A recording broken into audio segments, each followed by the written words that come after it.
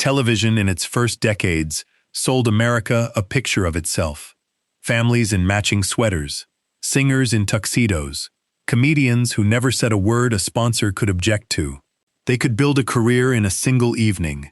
They could also end one, and when they did, it happened quietly, through phone calls that never appeared in any press release, and decisions no executive ever signed his name to. Some of the people in this video lost a job. Others lost 10 years of their working lives. One of them finished a song on the air and heard the host tell the country, in the same breath, that it was his farewell. Number 1.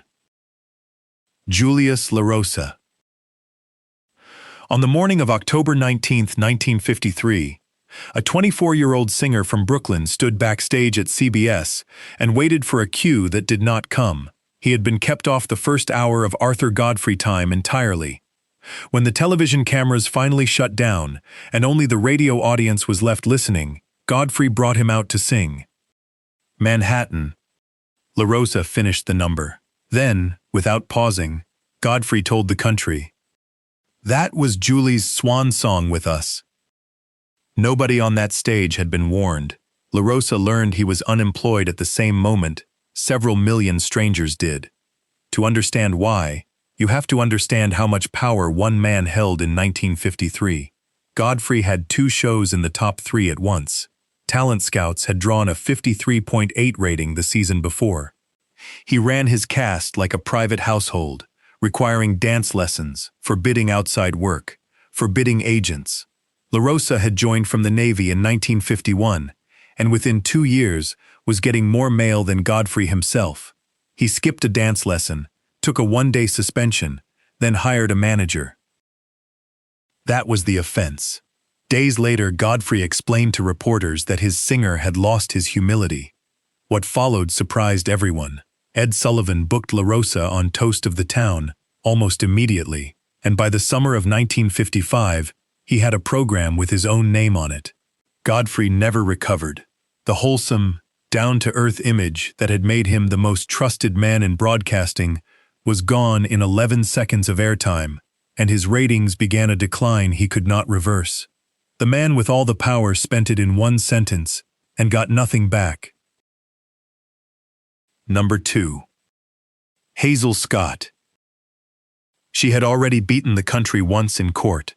In February of 1949, Hazel Scott won a racial discrimination suit against a pair of restaurant owners named Harry and Blanche Utz, and she won it publicly. A Trinidad-born piano prodigy who could move between Chopin and boogie-woogie inside a single number, Scott went on the air for Dumont on July 3, 1950. 15 minutes, 3 nights a week, her name on the title card. She was the first Black American to host a national television program in the United States. Variety liked the show and liked her. 2 weeks before that premiere, a pamphlet called Red Channels had printed her name on a list of suspected communist sympathizers. It named hundreds of people in radio and television, and its purpose was to make employers afraid. Most of the accused stayed silent and hoped it would pass. Scott did the opposite. She asked to appear before the House Un-American Activities Committee, and on September 22, 1950, she went to Washington. Over the objections of committee members, she insisted on reading her entire prepared statement into the record. She denied ever knowingly working with the Communist Party. Then she turned on the accusers themselves and described the whole method as guilt by listing, the work of what she called the smear artist with a spray gun. 7 days later, on September 29th, Dumont canceled the Hazel Scott show. There was no sponsor willing to touch it. She kept working in clubs, but the American doors kept narrowing, and in 1957, she moved to Paris with her son. Not a single episode of her show is known to survive. The first Black woman to host a national television program was erased so thoroughly that there is nothing left to watch. Number 3. John Amos.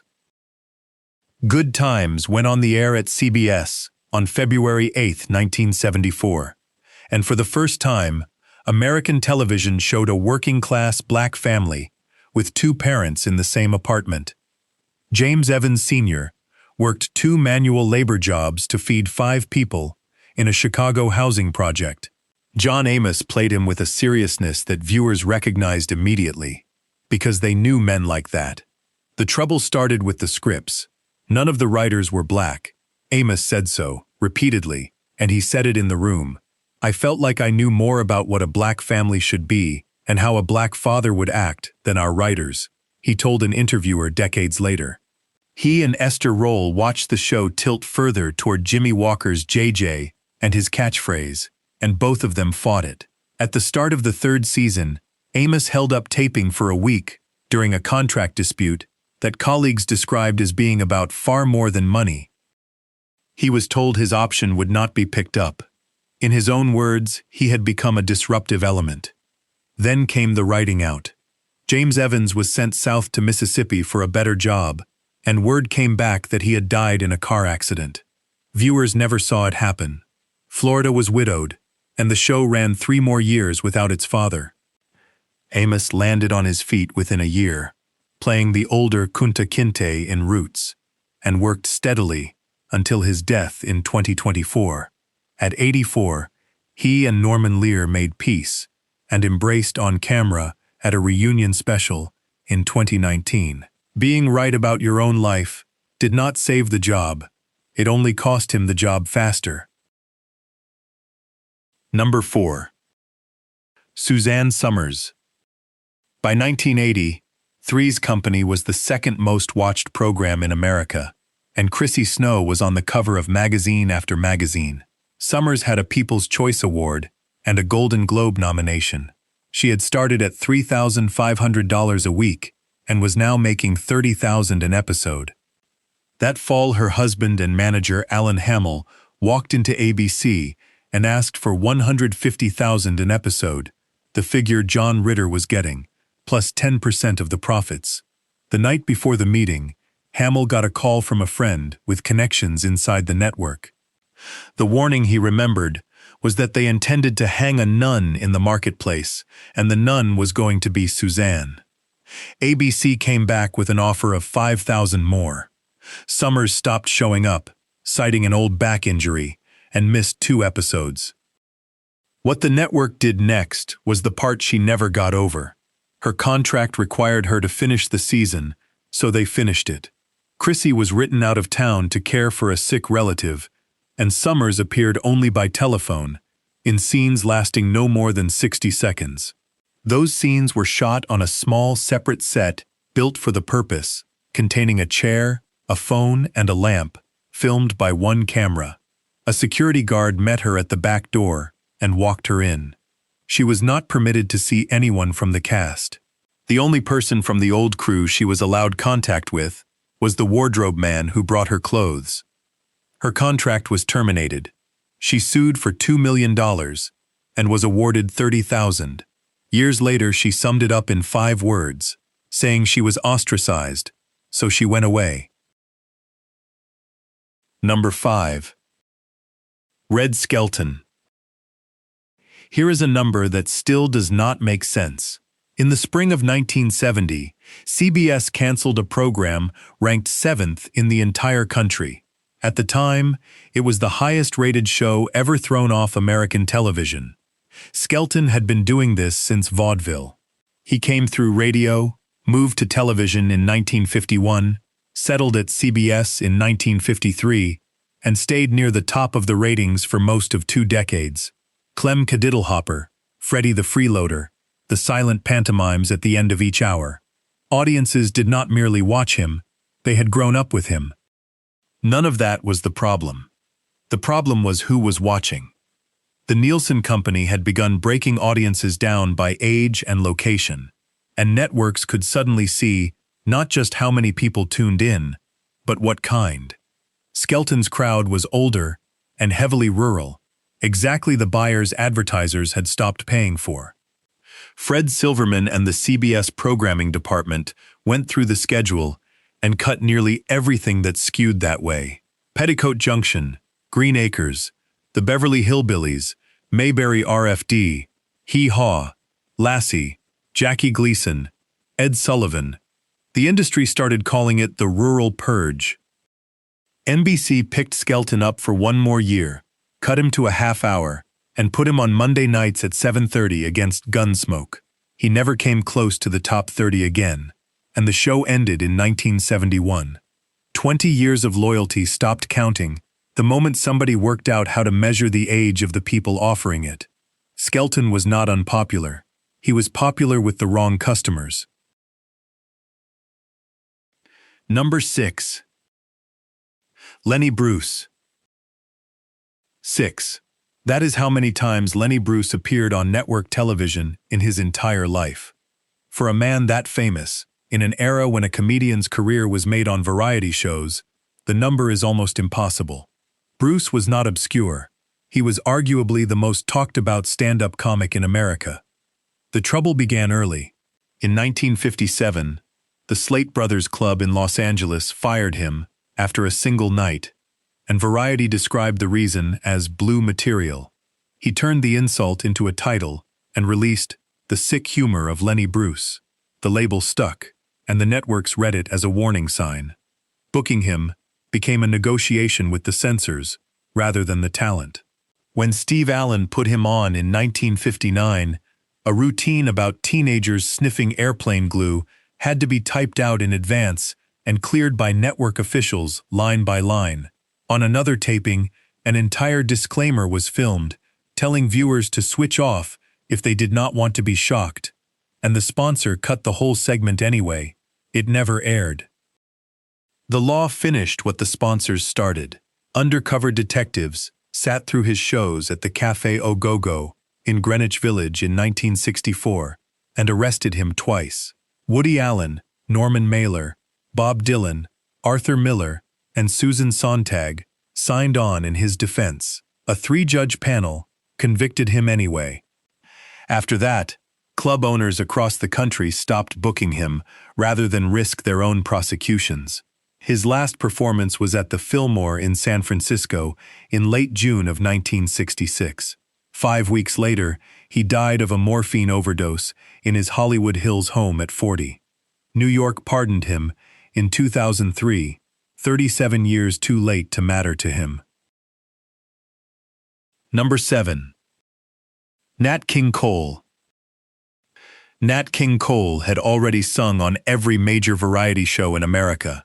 Milton Berle, Ed Sullivan, Perry Como, Dinah Shore, Red Skelton. He had a string of hit records and a voice the entire country recognized within 2 notes. Giving him a show of his own looked like the safest bet in television. CBS signed him in 1956, and the promised program never materialized. NBC made the deal instead, and the Nat King Cole Show debuted on November 5, 1956. 15 minutes at first, expanded to a half hour the following year. Nelson Riddle and Gordon Jenkins ran the orchestra. Ella Fitzgerald, Mahalia Jackson, Peggy Lee, Tony Bennett, Mel Torme, and Pearl Bailey came on as guests. It went on the air with no sponsor at all.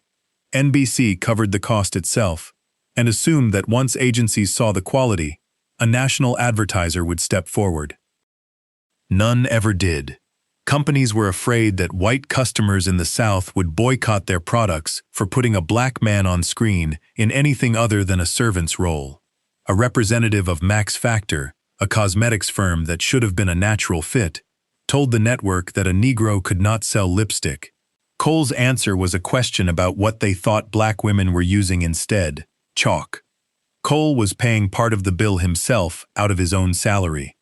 When NBC offered to move him to Saturdays at 7, he declined and told them he felt played out.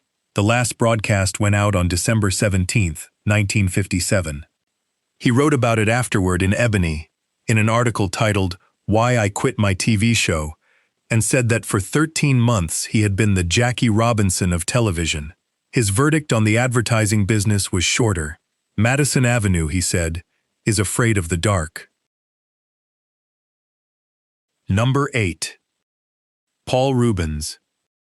Pee Wee Herman started as a character in a small Los Angeles theater in 1981 and grew into an industry, a stage show at the Roxy, taped for HBO, 2 feature films, then Pee-wee's Playhouse on CBS Saturday mornings from 1986, 5 seasons of it, with an audience of children who could recite the secret word.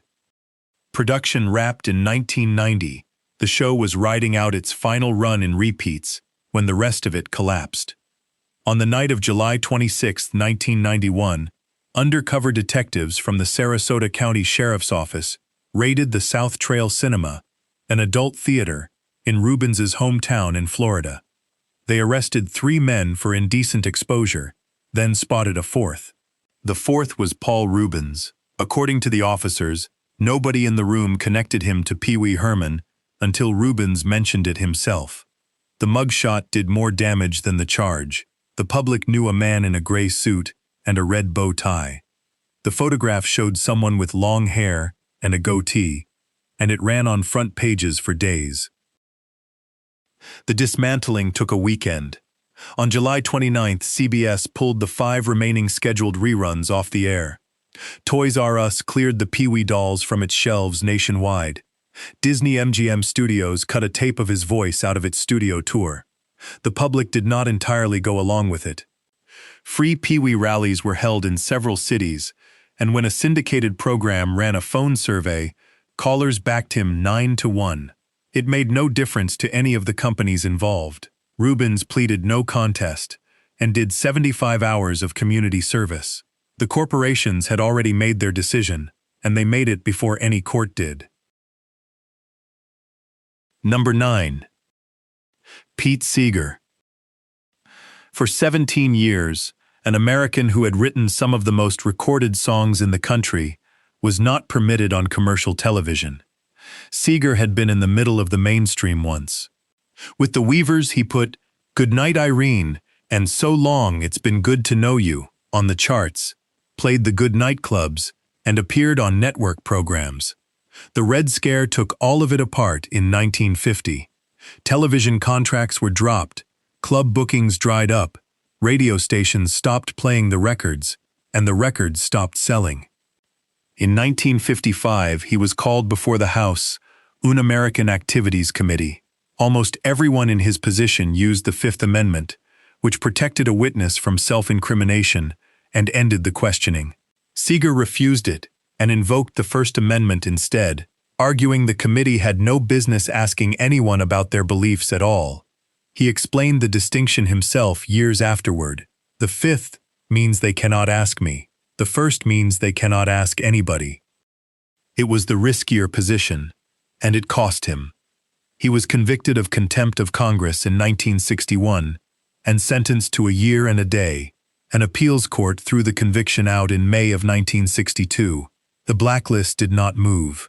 ABC would not put him on Hootenanny, a folk music program that existed because of the revival he had helped create. He made a living at summer camps, churches, high schools, colleges, and union halls, wherever somebody was willing to take the risk. On September 10, 1967, he walked onto the Smothers Brothers Comedy Hour and sang on network television for the first time since 1950. The country had changed. The list had not. Number 10. Tom Smothers. Dick played the bass and stood still. Tom played guitar, got the lyrics wrong on purpose, and ran everything behind the camera as well as in front of it. Asked decades later whether he blamed his brother for how it ended, Dick refused the question outright and said Tom had created all of it. They had come up as folk singers and still thought of themselves that way when CBS handed them an hour of prime time. The Smothers Brothers Comedy Hour premiered on February 5, 1967, scheduled against Bonanza, which nothing on American television had ever beaten. 2 weeks in, they beat it. CBS had ordered the show to bring in viewers under 30, and those viewers came with everything they cared about: the draft, Vietnam, drugs, religion, the president. Tom spent 3 years in trench warfare with the Standards Department over material the network had effectively asked him to produce. He got Pete Seeger onto national television for the first time in 17 years, then fought for months to restore the song CBS had cut, and won that one in February of 1968. They took an Emmy for writing along the way. By the third season, the network demanded to screen every episode well before air. On March 9, 1969, CBS ran a repeat rather than broadcast the episode featuring Joan Baez. Then, executives learned that David Steinberg was scheduled to deliver a monologue about religion on the Easter show. 2 weeks earlier, the series had been renewed for a fourth season. William Paley, the chairman of CBS, personally ordered it off the air anyway. The cancellation was announced on April 4, 1969, 1 week before the season would have ended on its own, and the stated reason was that tapes had not been delivered in time for review. The final episode was already recorded. It never aired. Hee Haw took the time slot. The brothers sued for breach of contract and won. Tom's summary of the money, years afterward, was that the payment was minor and that the money had never been the point. They simply had to do it. He was fired from the highest-rated night of his life for doing precisely the job CBS hired him to do. Number 11. Eartha Kitt. Her invitation to the White House arrived because of charity work. That is the detail people forget. By January of 1968, Eartha Kitt had been performing for 26 years. She had chart hits going back to the early 50s, a voice nobody could imitate, and she had just spent a season as Catwoman on Batman, which put her in front of an audience of American children every week. She also worked with a youth group in Washington called Rebels with a Cause, and that is why the First Lady's office put her on the list for a Women Doers luncheon on the subject of youth crime, held on January 18th. 41 women sat through speeches about beautification projects and planting trees in poor neighborhoods. Kitt raised her hand several times before she was finally called on. What she said was about Vietnam. Young men were being sent off to be shot and maimed, she told the room, and that was why the streets were in revolt and why boys did not want to stay in school. According to reporting at the time, Lady Bird Johnson's voice shook and her eyes filled as she answered. The White House did not arrange a car to take Kitt back. She heard the story being dissected on the radio of the taxi she caught instead. Then the bookings began disappearing. Government investigators had been asking questions about her, and one club owner simply told her she was a problem. She went to Europe and worked there for years. In 1975, it came out that federal agencies had compiled a file on her. One afternoon of telling the truth in a room cost her a decade of work in her own country. Number 12. Joan Rivers. Johnny Carson made her. That is not an exaggeration, and Rivers never pretended otherwise. She appeared on The Tonight Show on February 17, 1965, and on her second visit, Carson told her on camera that she was going to be a star. In September of 1983, he named her his permanent guest host, the only one he ever had. She was loyal about it to the point of turning down offers from his competitors for years. In 1985, Carson signed a new 2-year contract. Rivers was given 1 year. She read that as a sentence being handed down, and when Barry Diller came to her from the not-yet-launched Fox network with $10 million, her own late-night hour, and a producing job for her husband Edgar Rosenberg, she took it. She would be the first woman ever to host a late-night talk show in America. Carson found out from Fox rather than from her. When she called to explain, he hung up. He never spoke to her again for the remaining 19 years of his life. The retaliation was not limited to silence. Local affiliates refused to carry her program. The Tonight Show let it be known that any celebrity appearing on her show could forget about appearing on theirs, which made booking guests nearly impossible. The Late Show premiered on October 9, 1986, and by May, she and Rosenberg had both been fired, less than 9 months in. The ban outlasted Carson's own career. Jay Leno honored it. Conan O'Brien honored it. Rivers did not set foot on that stage again until Jimmy Fallon's first night as host, February 17, 2014, exactly 49 years after her first appearance. She died 7 months later. Number 13. Paul Robeson. Before any of this, he was the most accomplished American alive, all-American football player at Rutgers, law degree from Columbia, the definitive Othello on Broadway, the voice that made Old Man River permanent. He sang in more than a dozen languages and filled the largest concert halls in Europe and America. In April of 1949, he spoke at a peace conference in Paris, and what he said about Black Americans and a war with the Soviet Union was carried home in a form that made him an enemy overnight. That August, a mob attacked concertgoers outside Peekskill, New York. 13 people were seriously hurt. A cross was burned. He was hanged in effigy. Then came the erasure, and it was methodical. In March of 1950, an NBC announcer told viewers that Eleanor Roosevelt would be joined the following Sunday by Paul Robeson and Congressman Adam Clayton Powell, Jr., to discuss the position of Black Americans in political life. NBC canceled him within days. The reason given was that his presence would divert the discussion toward his personal views. In August, the State Department canceled his passport after he refused to sign an affidavit about his politics and issued a stop notice at every port so he could not leave. Concert halls closed to him. His records vanished from stores. His films were withdrawn. He started his own newspaper and his own record label because there was nothing left that would carry him. And when he published his autobiography in 1958, almost no paper reviewed it. The Supreme Court restored his right to travel that same year, in Kent versus Dulles. But 8 years of isolation had already done the work. His health broke. He withdrew from public life and died in 1976. His banishment ran roughly 25 years, longer than that of any other performer of the Blacklist era. And here is what all 13 of these people have in common. There was never a list anyone published, never a memo an executive put his name to, never an announcement that a career had been ended. There was only the phone that stopped ringing. Networks did not have to ban anybody. They simply stopped calling, and the country went on watching, and never once noticed who had gone missing from the screen.